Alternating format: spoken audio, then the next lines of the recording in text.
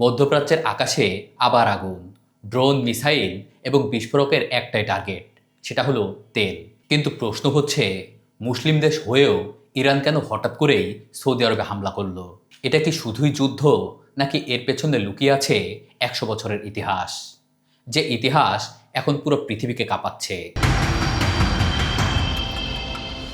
সম্প্রতি ইসরায়েল ইরানের সবচেয়ে গুরুত্বপূর্ণ gas field South Pars gas ফিল্ডে হামলা চালায়। এই গ্যাস ফিল্ড শুধু ইরানের না, এটা পুরো বিশ্বের সবচেয়ে বড় গ্যাস ফিল্ডগুলোর একটি।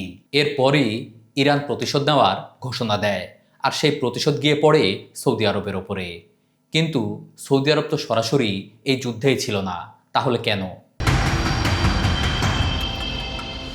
এই গল্পটা আজকের না, এটা শুরু হয়েছিল প্রায় 100 বছর আগে। একদিকে ইরান শিয়া মুসলিম সংখ্যাগরিষ্ঠ, অন্যদিকে সৌদি আরব সুন্নি মুসলিম শক্তির কেন্দ্র। ধর্মীয় পার্থক্য ধীরে ধীরে রূপ নেয় রাজনৈতিক প্রতিদ্বন্দ্বিতায়। তারপরে আসে 1979 সালের ইরানিয়ান রেভলিউশন। এই বিপ্লবের পর ইরান হয়ে ওঠে একটি ইসলামিক রিপাবলিক, আর তারা চায় পুরো মধ্যপ্রাচ্যে তাদের নিজেদের প্রভাব বাড়াতে। সৌদি আরবও চায় একই জিনিস।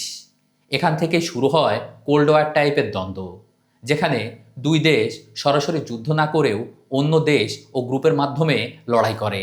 ইরান ও সৌদি সরাসরি যুদ্ধ কম করলেও তারা লড়েছে অন্যদের মাধ্যমে, যেমন ইয়েমেনের যুদ্ধ, সিরিয়াতে গৃহযুদ্ধ, ইরাকের ক্ষমতার লড়াইয়ে। একদিকে ইরান সমর্থিত গ্রুপ, অন্যদিকে সৌদি সমর্থিত শক্তি। এভাবেই বছরের পর বছর ধরে উত্তেজনা জমতে থাকে। 2026 সালে এসে পরিস্থিতি হঠাৎই বদলে যায়। ইসরায়েল সরাসরি ইরানকে হামলা করে এবং গুরুত্বপূর্ণ জ্বালানি স্থাপনা ধ্বংস করে দেয়।